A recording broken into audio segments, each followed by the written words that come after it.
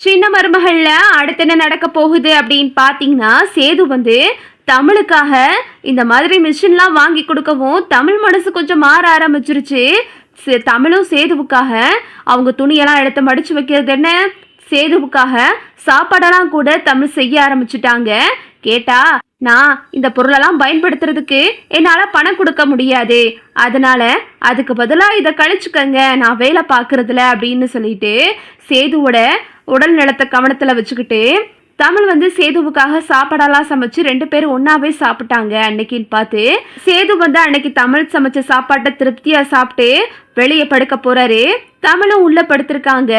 உள்ள படுக்கும்போது சேது வந்துட்டு ஒரு மாதிரி உருண்டுகிட்டே இருக்காரு. ஒரே வெக்க, சேதுவால படுக்கவே முடியல. அப்புறம் பார்த்தா ஒரே கொசுக்கடியா இருக்கு. அப்புறம் தமிழ் மட்டும் உள்ள வந்து ஏசியெல்லாம் போட்டு படுத்திருக்காங்க.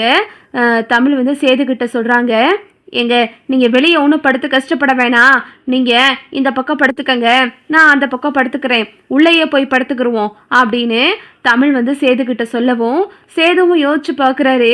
இல்லை அதெல்லாம் சரி வராது அப்படின்னு சேது சொல்கிறாரு.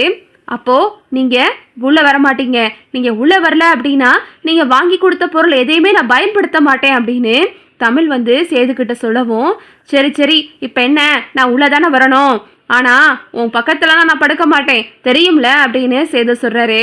உடனே தமிழ் வந்து உங்கள் பக்கத்தில் படுக்க எனக்கு ரொம்ப ஆசைத்தான், நீங்கள் அங்கிட்டு படுத்துக்கங்க, நான் இங்கிட்டு படுத்துக்கிறேன் அப்படின்னு தமிழும் சேதுவும் உள்ளே போய் கதவை பூட்டுறாங்க. இதை வந்து இந்த ஈஸ்வரி பார்க்குது. என்னடி என்னைக்கும் இல்லாம இவன் வெளியே படுத்து கிடந்தான், இன்னைக்குன்னு பார்த்துட்டு உள்ள போறான், வர வர இவன் கொஞ்சம் கொஞ்சமா அந்த தமிழ்ச்செல்வி பக்கம் சாய ஆரம்பிச்சுட்டாண்டி அப்படின்னு சொல்லிக்கிட்டு இருக்கும் போதே சாவித்திரி வருது. என்ன மதினி, என்ன நடக்குது இங்க? எப்பவும் சேது பையன் வெளியே தானே படுப்பான், இன்னைக்கு பாத்தீங்களா அவ பின்னாடியே உள்ள போறான், உள்ள போயிட்டு கதவையும் அடைச்சிட்டாங்க 2 பேரும். உள்ள என்ன நடக்குதுன்னு யாரு கண்டா, பழையபடி அவங்க வாழ ஆரம்பிச்சிருவாங்க அப்படின்னு சாவித்திரி வந்து ஈஸ்வரி கிட்ட சொல்லவும், ஈஸ்வரி வந்து அத்தாச்சி நம்ம இப்படியே விடக்கூடாது, ஏதாவது பண்ணி இவ வயிற்றுல வளர்ற குழந்தைய அழிச்சிட்டோம் அப்படின்னா இவ இந்த வீட்டில் இருக்கிறதுக்கு எந்த தகுதியுமே இருக்காது, குழந்தைய வச்சுக்கிட்டு தானே இவ இந்த ஆட்டம் போடுறா, குழந்தைய இல்லாம நம்ம பண்ணியே ஆகணும், அதுக்கு ஏதாவது வழியை தேடுங்க அப்படின்னு 2 பேசிக்கிட்டு இருக்குங்க. சரி மதினி, நான் நாளைக்கு உங்களுக்கு நல்ல ஒரு முடிவோட வரேன் அப்படின்னு சொல்லிட்டு சாவித்திரி ஒரு பக்கம் போயிருது. அப்பத்தான் வெளியே வர்றாங்க.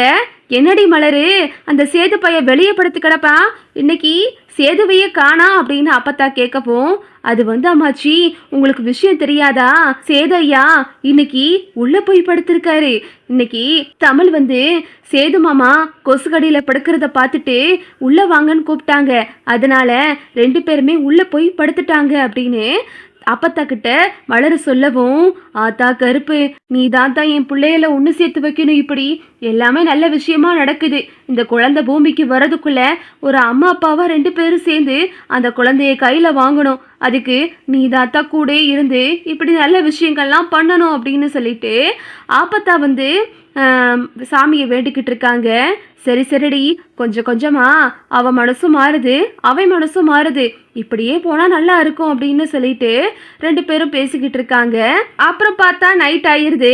நைட்டு வந்து தமிழ் படுத்திருக்கும் போது சேதுவோட அம்மா மீனாட்சி கனவுல வர்றாங்க. அம்மா தமிழ்ச்செல்வி, நீ ரொம்ப நல்லவம்மா, என் பிள்ளைய நீதாம்மா நல்லா பார்த்துக்கிறணும், அவனுக்கு அவங்க அப்பாவை விட்டா சொல்லிக்கிறதுக்கு யாருமே இல்லை, இந்த வீட்டில் என்னதான் அவங்கள நல்லா பார்த்துக்கிட்டாலும் ஒரு பொண்டாட்டி கவனிச்சுக்கிற மாதிரி இருக்காதுமா அப்படின்னு சொல்லிட்டு மீனாட்சி வந்து தமிழ் கனவுல சொல்லிக்கிட்டு இருக்காங்க. உடனே தமிழ் வந்து அத்தை என்னத்தை பண்ணட்டும் நான் அப்படின்னு சொல்லிட்டு தமிழும் வந்து கேட்கவும், உடனே மீனாட்சி சொல்கிறாங்க, அம்மா நீ என் பிள்ளைய நல்லா பார்த்துக்கம்மா, அதுவே எனக்கு போதும், அது மட்டும் இல்லாமல் உன் குழந்தைக்கு ஒரு ஆபத்து வரப்போகுது, அந்த ஆபத்துலேருந்து நீ உன் குழந்தைய காப்பாற்றி ஆகணும், அதனால கொஞ்சம் கவனமா இரு, நம்ம வீட்டுக்கு 2 வாரிசு வரப்போகுதுமா அப்படின்னு சொல்லிட்டு அவங்க அம்மா சொல்லவும், இதை கேட்டுட்டு தமிழ் ரொம்ப சந்தோஷப்படுறாங்க. என்னத்தை சொல்றீங்க, 2 வாரிசா, என் வயிற்றுல விழுறது ஒரு குழந்தை தானே, டாக்டரும் ஒரு குழந்தை தான் சொன்னாங்க அப்படின்னு தமிழ் சொல்லவும், அதுக்கு மீனாட்சி எதுவுமே சொல்லலை, ஓ குழந்தைங்களாம் பத்திரமா பார்த்துக்கமா, குழந்தைக்கு ஆபத்து வரப்போகுது அப்படின்னு மட்டும் சொல்லிட்டு அவங்க சேதுவோட அம்மா அப்படியே மறைஞ்சிடுறாங்க. அப்படியே தமிழ் திடுதிப்புன்னு கனவுல எந்திரிச்சு உட்காந்து பார்க்குறாங்க. அங்கே சேதுவும் தூங்கிக்கிட்டு இருக்காரு. என்ன சொல்ல வந்தாங்கன்னு தெரியலையே அத்தை அப்படின்னு சொல்லிட்டு தமிழ் அப்படியே கொஞ்ச நேரம் முழிச்சு உட்காந்துட்டு திரும்பவும் படுத்துடுறாங்க. அப்புறம் பார்த்தா இங்கே சேது கனவுலையும் அவங்க அம்மா போகிறாங்க. ஐயா சேது, நீ எப்பவும் போல தமிழ்ச்செல்வி கூட சேர்ந்து வாழணும்யா, அதுதான் என்னோட ரொம்ப ஆசை. நீ சேர்ந்து வாழ்ந்தா மட்டும்தான் இந்த ஆத்மா சாந்தி அடையும். உன் அம்மா திரும்பவும் தமிழ்ச்செல்வி வயிற்றுல மகளா உருவாயிருக்கே. அது மட்டும் இல்லாமல் தமிழ்ச்செல்வி இப்போ சாதாரணமா ஒரு குழந்தை கிடையாதியா, தமிழ்ச்செல்வி வயிற்றுல ரெட்டை வாரிசு உருவாயிருக்கியா. நம்ம வீட்டுக்கு 2 குழந்தைங்க வரப்போறாங்க அப்படின்னு சேதுவோட அம்மா மீனாட்சி சொல்றாங்க. இதை கேட்டுட்டு சேதுவுக்கு ரொம்பவே சந்தோஷமாகிருது. உடனே அவங்க அம்மா சொல்றாங்க, ஐயா அந்த குழந்தைகளோட உசுருக்கு ஆபத்து வரப்போகுதியா, நீதாயா அந்த பிள்ளைகளை காப்பாற்றணும் அப்படின்னு அவங்க அம்மா சொல்லவும் சேது டக்குன்னு எந்திரிச்சு பார்க்குறாரு. தமிழ் படுத்திருக்காங்க. ஐயோ அவங்க ஏதோ சொல்ல வந்தாங்களே, பிள்ளைக்கு ஆபத்துன்னு சொன்னாங்களே, அது மட்டும் இல்லாமல் ரெட்டை வாரிசுன்னு வேற சொன்னாங்க. தமிழ்ச்செல்வி வயிற்றுல ஒரு குழந்தை தானே இருக்குன்னு அப்பத்தான் சொன்னுச்சு அப்படின்னு சேது யோசிச்சுக்கிட்டு இருக்காரு. சரி நம்ம இவளை கொஞ்சம் கவனமாகவே பார்த்துக்குருவோம் அப்படின்னு சேதுவும் நினச்சிக்கிட்டு இருக்காரு. அப்புறம் பார்த்தா காலையில் ஆயிடுது. தமிழ் அவங்க கனவுல வந்ததை நினச்சிக்கிட்டே இருக்காங்க. சேதுவும் ஒரு மாதிரி நினச்சிக்கிட்டு இருக்காங்க. அப்பையும் பார்த்துட்டு அப்பத்தா வர்றாங்க. என்னடி 2 பேரும் காலங்காத்தால ஏதோ கனவுல மிதந்துக்கிட்டு இருக்கீங்க, என்ன விஷயம் அப்படின்னு அப்பத்தா கேட்கவும், அது ஒன்றும் இல்லாமாச்சி, பெரியத்த மீனாட்சி அத்தை கனவுல வந்தாங்க அப்படின்னு சொல்லும்போது, மீனாட்சி ஓ கனவுல வந்தாளா அப்படின்னு அப்பத்தா கேட்குறாங்க. ஆமாமாச்சி, அத்தை என் கனவுல வந்தாங்க அப்படின்னு சொல்லவும், என்ன சொன்னா மீனாட்சி அப்படின்னு கேட்கும்போது, என் குழந்தைக்கு ஆபத்துன்னு சொன்னாங்க, அது மட்டும் இல்லாமல் ரெட்டை வாரிசு வரப்போகுதுன்னு சொன்னாங்க. டாக்டரு என் வயிற்றுல ஒரு குழந்தை தானே இருக்கிறதா சொன்னாங்க, எப்படி ரெட்டை வாரிசு வரும் அப்படின்னு அப்பத்தா கிட்ட தமிழ் கேட்குறாங்க. என்னன்னு தெரியலடி, குழந்தைக்கு ஆபத்துன்னு சொன்னாளா, ஐயோ ஆத்தா கருப்பு, பிள்ளைக்கு என்ன ஆபத்து வரப்போகுதுன்னு தெரியலையே அப்படின்னு சொல்லிட்டு அப்பத்தா பதற ஆரம்பிச்சிடுறாங்க. இதை கேட்டுக்கிட்டு இருந்த சேது அப்பத்தா அம்மா என் கடவுளை அதே தான் சொன்னாங்க, நம்ம வீட்டுக்கு ரெட்டை பூ பூத்திருக்கு, கூடிய சீக்கிரம் அந்த பூ உன் கையில் கிடைக்கும்னு சொன்னாங்க.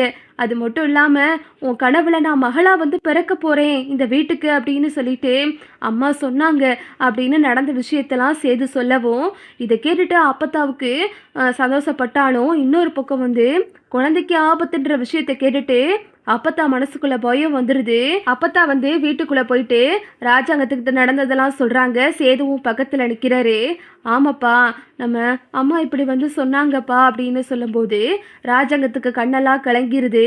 ராஜாங்க சொல்றாரு, என்னம்மா பண்ணுறது இப்போ அப்படின்னு கேட்கும்போது உடனே இங்கிட்டு சாவித்திரி அண்ணே அவளே வேணான்னு முடிவு பண்ணிட்டோம், அவள் வயிற்றுல வளர்கிற குழந்தைக்கு இவன் அப்போ இல்லை அப்படின்னு இவனே சொல்லிட்டான், அப்புறம் இதுக்கு நம்ம அதை பற்றிலாம் கவலைப்படணும் அப்படின்னு சாவித்திரி சொல்லுது. உடனே அப்பத்தா அடியே கூறுகட்ட சிரிக்கி, உனக்கெல்லாம் கொஞ்சமாவது அறிவு இருக்காடி, ஓ வேலையை பார்த்துக்கிட்டு போடி அப்படின்னு அப்பத்தா தட்டி விட்டுறாங்க. இதுதான் அடுத்தடுத்து நடக்க போகுது. ஓகே விவோஸ், இந்த வீடியோ உங்களுக்கு பிடிச்சிருந்தா லைக் பண்ணுங்கள், ஷேர் பண்ணுங்கள், மறக்காமல் நம்ம சேனலை சப்ஸ்கிரைப் பண்ணிக்கோங்க. தேங்க்ஸ் ஃபார் வாட்சிங்.